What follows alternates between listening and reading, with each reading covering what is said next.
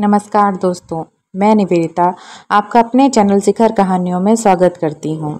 आज की कहानी है मुंशी प्रेमचंद के द्वारा लिखी गई सौत। जब रजिया के 2-3 बच्चे होकर मर गए और उम्र ढल चली तो रामू का प्रेम उससे कुछ कम होने लगा और दूसरे ब्याह की धुन सवार हुई। आए दिन रजिया से बेझिझक होने लगी। रामू एक न एक बहाना खोजकर रजिया पर बिगड़ता और उसे मारता और अंत को वह नई स्त्री ले ही आया। इसका नाम था दासी। चंपई रंग था, बड़ी बड़ी आंखें, जवानी की उम्र। पीली कुसागी रजिया भला इस नौयौवन के सामने क्या जांचती। फिर वह जाते हुए स्वामित्व को जितने दिन हो सके अपने अधिकार में रखना चाहती थी। तिगरते हुए छप्पर को थुनिया को संभालने की चेष्टा कर रही थी। इस घर को उसने मर मर कर बनाया है, उसे सहज ही में नहीं छोड़ सकती। वह इतनी बेसमझ नहीं है कि घर छोड़कर जी जाए और दासी राज करे। एक दिन रजिया ने रामू से कहा, मेरे पास साड़ी नहीं है, जाकर ला दो। रामू उससे एक दिन पहले दासी के लिए अच्छी सी चुनरी लाया था। रजिया की मांग सुनकर बोला, मेरे पास अभी रुपए नहीं था। रजिया को साड़ी की उतनी चाह न थी जितनी रामू और दासी को आनंद में विघ्न डालने की। बोली, रुपए नहीं थे तो कल अपनी चहेती के लिए चुनरी क्यों लाए? चुनरी के बदले उसी दाम में 2 साड़ियां लाते तो एक मेरे काम ना जाती। रामू ने स्वेच्छा भाव से कहा, मेरी इच्छा, जो चाहूंगा करूंगा। तू बोलने वाली कौन है? अभी उसके खाने खेलने के दिन है। तू चाहती है उसे अभी से नोन तेल की चिंता में डाल दूं? यह मुझसे ना होगा। तुझे ओढ़ने पहनने की साध है तो काम कर। भगवान ने क्या हाथ पैर नहीं दिए? पहले तो घड़ी रात उठकर काम धंधे में लगी रहती थी, अब उसकी डाह में पहर दिन तक पड़ी रहती है। तो रुपए क्यों आकाश से गिरेंगे? मैं तेरे लिए अपनी जान थोड़ी ही दे दूंगा। रजिया ने कहा, तो क्या मैं भी उसकी लौंडी हूँ कि वह रानी की तरह पड़ी रहे और मैं घर का सारा काम करती रहूं? इतने दिनों छाती फाड़ कर काम किया, उसका यह फल मिला, तो अब तो मेरी बला काम करने आती है। मैं जैसे रखूंगा वैसे ही तुझे रहना पड़ेगा। मेरी इच्छा होगी रहूंगी, नहीं अलग हो जाऊंगी। तेरी जो इच्छा हो कर, मेरा गला छोड़। अच्छी बात है, आज से तेरा गला छोड़ती हूँ, समझ लूंगी विधवा हो गई। रामू दिल में इतना तो समझता था कि यह गृहस्थी रजिया की जोड़ी हुई है, चाहे उसके रूप में उसके लोचन विलास के लिए आकर्षण ना हो। संभव था कुछ देर के बाद वह जाकर रजिया को मना लेता, पर दासी की कूटनीति में कुशल थी। उसने गर्म लोहे पर चोट जमाना शुरू की। बोली, आज देवी जी किस बात पे बिगड़ रही थीं? रामू ने उदास मन से कहा, तेरी चुनरी के पीछे रजिया महाभारत रचाए हुए है। अब कहती है अलग रहूंगी। मैंने कह दिया, तेरी जो इच्छा करे कर। दसिया ने आंखें मटका कर कहा, यह सब नखरे हैं कि आकर हाथ पांव जोड़े, मनावन करें और कुछ नहीं। तुम चुपचाप बैठे रहो, 2-4 दिन में आप ही गर्मी उतर जाएगी। तुम कुछ बोलना नहीं, उसका मिजाज और आसमान पर चढ़ जाएगा। रामू ने गंभीर भाव से कहा, दासी, तुम जानती हो वह कितनी घमंडिन है और मुंह से जो बात कहती है उसे करके छोड़ती है। रजिया को भी रामू से ऐसी कृतज्ञता की आशा न थी। वह जब पहले किसी सुंदर नहीं, इसलिए रामू को अब उससे प्रेम नहीं। पुरुष चरित्र में यह कोई असाधारण बात न थी, लेकिन रामू से अलग रहेगा इसका उसे विश्वास नहीं आता था। यह घर उसी ने पैसा पैसा जोड़कर बनवाया, गृहस्थी भी उसी की जोड़ी हुई है, अनाज का लेन देन उसी ने शुरू किया। इस घर में आकर उसने कौन कौन से कष्ट नहीं झेले, इसलिए तो पौरुष थक जाने पर एक टुकड़ा चैन से खाएगी और पड़ी रहेगी। आज वह दिन इतनी निर्दयता से दूध की मक्खी की तरह निकालकर फेंक दी गई। रामू ने इतना भी नहीं कहा, तू अलग नहीं रहने पाएगी। मैं या खुद मर जाऊंगा या तुझे मार डालूंगा, पर तुझे अलग ना होने दूंगा। तुझसे मेरा ब्याह हुआ है, हंसी ठट्टा नहीं। जो जब रामू को उसकी परवाह नहीं तो वह रामू की क्यों परवाह करे? क्या सभी स्त्रियों के पुरुष बैठे होते हैं? सभी के माँ बाप बेटे पोते होते हैं। आज उसके लड़के जीते होते तो मजाल थी यह नई स्त्री लाते और मेरी यह दुर्गति करते। इस निदेही को मेरे ऊपर इतनी दया भी ना आई। नारी हृदय की सारी परसवता इस अत्याचार के विद्रोह करने लगी। वही आग जो मोटी लकड़ी को स्पर्श भी नहीं कर सकती, फूस को जलाकर भस्म कर देती है। दूसरे दिन रजिया एक दूसरे गांव में चली गई। उसने अपने साथ कुछ न लिया। जो साड़ी उसकी देह पर थी वह उसकी सारी संपत्ति थी। विधाता ने उसके बालकों को पहले ही छीन लिया था, आज घर भी छीन लिया। रामू उस समय दासी के साथ बैठा हुआ अमोद विनोद कर रहा था। रजिया को जाते देखकर शायद वह समझ न सका कि वह चली जा रही है। रजिया ने यही समझा। इस तरह चोरों की भांति वह जाना भी न चाहती थी। वह दासी को, अपने पति को और सारे गांव को दिखा देना चाहती थी कि वह इस घर को ढेले की भी चीज नहीं ले जा रही है। गांव वालों की दृष्टि में रामू का अपमान करना ही उसका लक्ष्य था। उसका चुपचाप चले जाने से तो कुछ भी ना होगा। रामू उल्टा सबसे कहेगा रजिया घर की सारी संपदा उठा ले गई। उसने रामू को पुकार कर कहा, संभालो अपना घर, मैं जाती हूँ। तुम्हारे घर की कोई भी चीज अपने साथ नहीं ले जाती। रामू एक क्षण के लिए कर्तव्य भ्रष्ट हो गया। क्या कहे, उसकी समझ में नहीं आया। उसे आशा न थी कि वो यूं ही जाएगी। उसने सोचा था जब वह घर ढोकर ले जाने लगेगी तो वह गांव वालों को दिखाकर उनकी सहानुभूति प्राप्त करेगा। अब क्या करे? दासी बोली, जाकर गांव में ढिंढोरा पीट आओ, यहाँ किसी का डर नहीं है। तुम अपने घर से ले ही क्या आई थी, जो कुछ लेकर जाओगी। रजिया ने उसके मुंह न लगकर रामू से ही कहा, सुनते हो अपने चहेते की बातें, फिर भी मुंह नहीं खुलता। मैं तो जाती हूँ, लेकिन दस्सो रानी, तुम भी बहुत दिन राज न करोगी। ईश्वर के दरबार में अन्याय नहीं फलता। वह बड़े बड़े घमंडियों को घमंड चूर कर देते हैं। दसिया ढट्टा मारकर हंसी, पर रामू ने सिर झुका लिया। रजिया चली गई। रजिया जिस नए गांव में आई थी वह रामू के गांव से मिला हुआ था, अतएव यहाँ के लोग उससे परिचित हैं। वह कैसी कुशल गृहिणी है, कैसी मेहनती, कैसी बात की सच्ची, यह यहाँ किसी से छिपा न था। रजिया को मजदूरी मिलने में कोई बाधा न हुई। जो एक को लेकर दो का काम करे, उसे काम की कमी क्या। 3 साल एक रजिया ने कैसे काटे, कैसे एक नई गृहस्थी बनाई, कैसी खेती शुरू की, इसका बयान करने बैठे तो पोथी हो जाए। संचय के जितने मंत्र हैं, जितने साधन हैं, वे रजिया को खूब मालूम थे। फिर अब उसे लाग हो गई थी, और लाग में आदमी की शक्ति का वारा पारा नहीं रहता। गांव वाले उसका परिश्रम देखकर दांतों उंगली दबाते थे। वह रामू को दिखा देना चाहती है, मैं तुमसे अलग होकर भी आराम से रह सकती हूँ। वह पराधीन नारी नहीं है, अपनी कमाई खाती है। रजिया के पास बैलों की एक अच्छी जोड़ी है। रजिया उन्हें केवल खली भूसी देकर नहीं रह जाती, रोज 2-2 रोटियां भी खिलाती है, फिर उन्हें घंटों सहलाती है।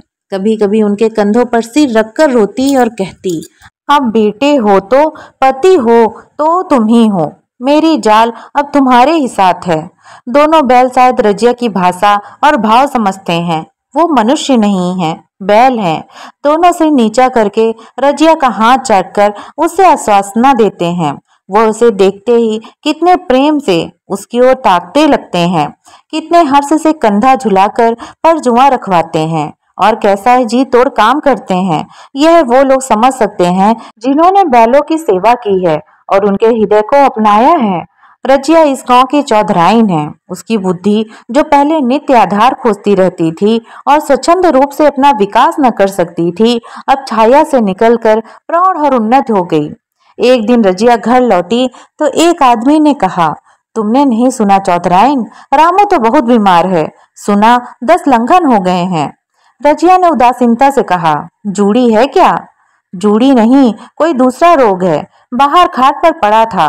मैंने पूछा कैसा जी है रामू, तो रोने लगा। बुरा हाल है, घर में एक पैसा भी नहीं है। दवा दारू करे। दसिया के एक लड़का हुआ है। वह तो पहले भी काम धंधा न करती थी और अब तो लड़कोरी है, कैसे काम करने आए। सारी मार रामू के सिर जाती है। फिर गहने चाहिए, नई दुल्हनिया यूं कैसे रहे। रजिया ने घर में जाते हुए कहा, जो जैसा करेगा आप भोगेगा। लेकिन अंदर उसका जी न लगा। वह एक क्षण में फिर बाहर आई।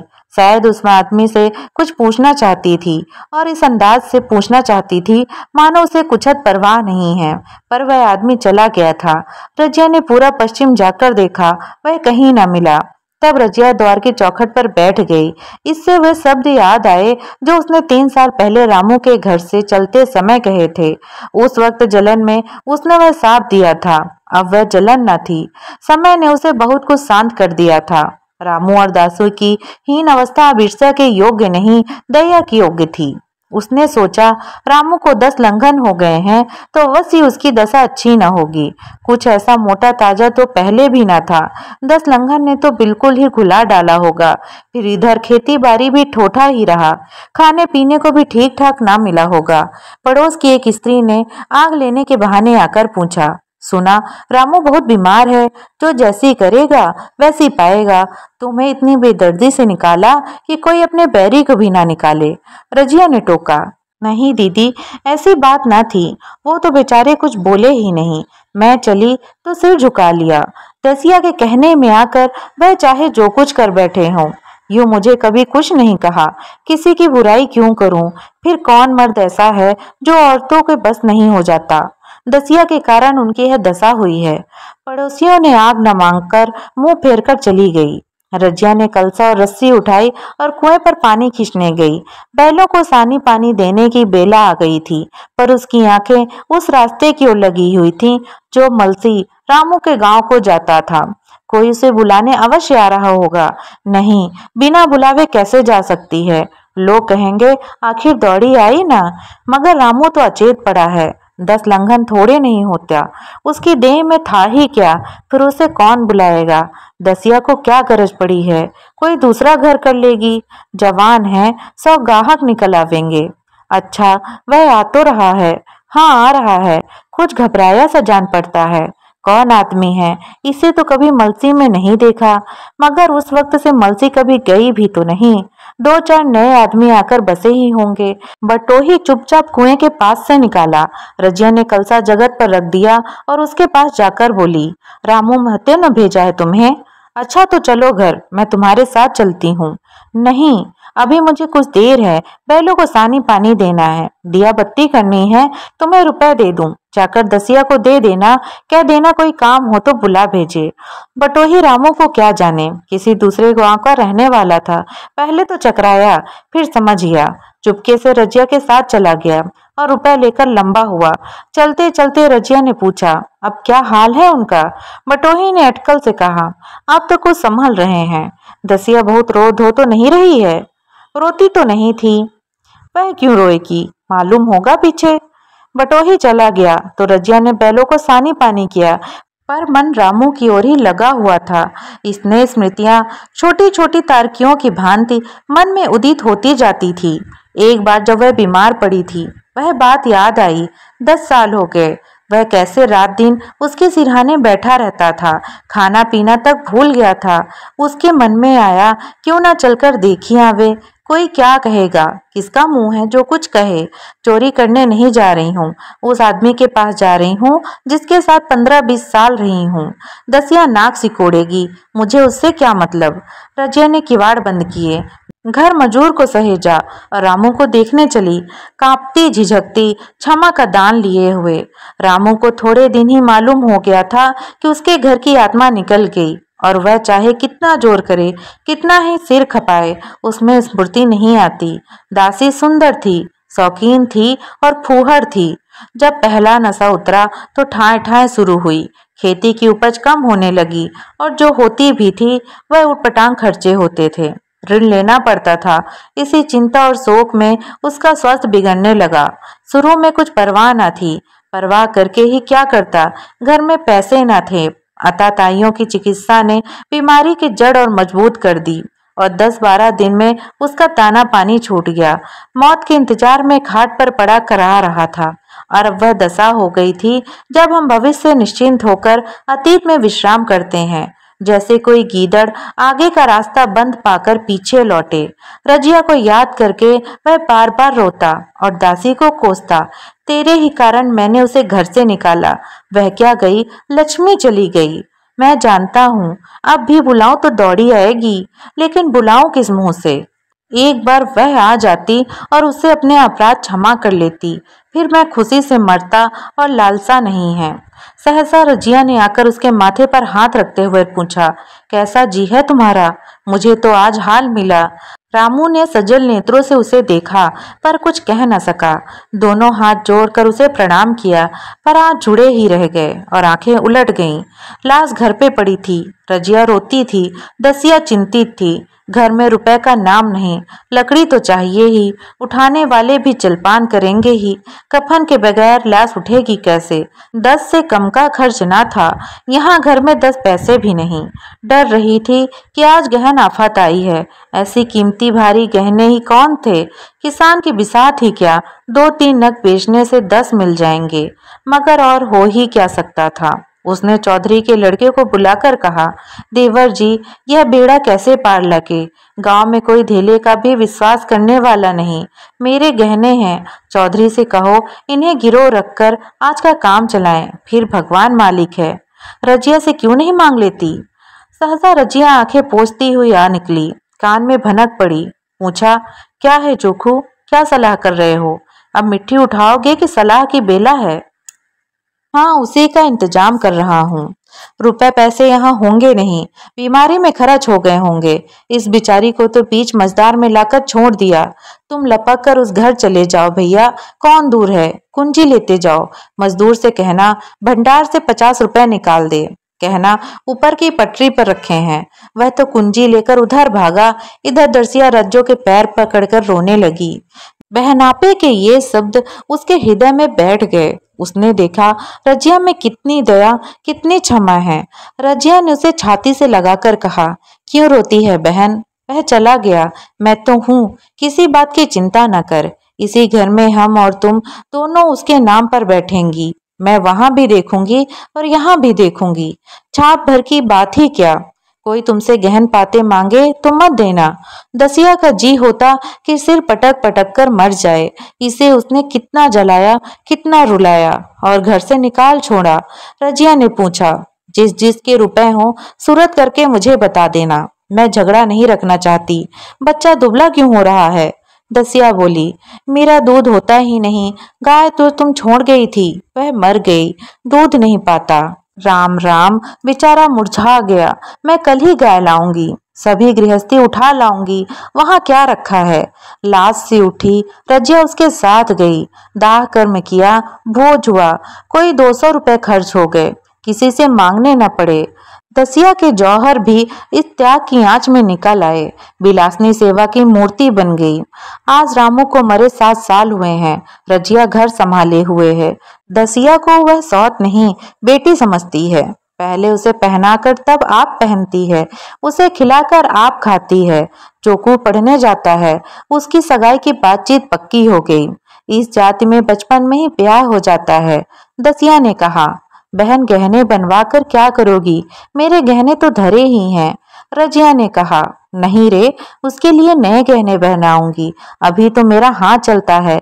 जब थक जाऊं तो जो चाहे करना। तेरे अभी पहनने ओढ़ने के दिन है। तू अपने गहने रहने दे। नाइन ठाकुर सहोती करके बोली, आज जोखो के बाप होते तो कुछ और ही बात होती। रजिया ने कहा, वे नहीं है, मैं तो हूँ। वे जितना करते मैं उसका दूना करूंगी। जब मैं मर जाऊं तब कहना जोखू का बाप नहीं है। ब्याह के दिन दसिया को रोते देखकर रजिया ने कहा, बहू तुम क्यों रोती हो? अभी तो मैं जीती हूँ। घर तुम्हारा है, जैसे चाहो रहो। मुझे एक रोटी दे दो बस। और मुझे क्या करना है? मेरा आदमी मर गया, तुम्हारा तो अभी जीता है। दसिया ने उसकी गोद में सिर रख दिया और खूब रोई। जीजी, तुम मेरी माता हो। तुम ना होती तो मैं किसके द्वार पे खड़ी होती?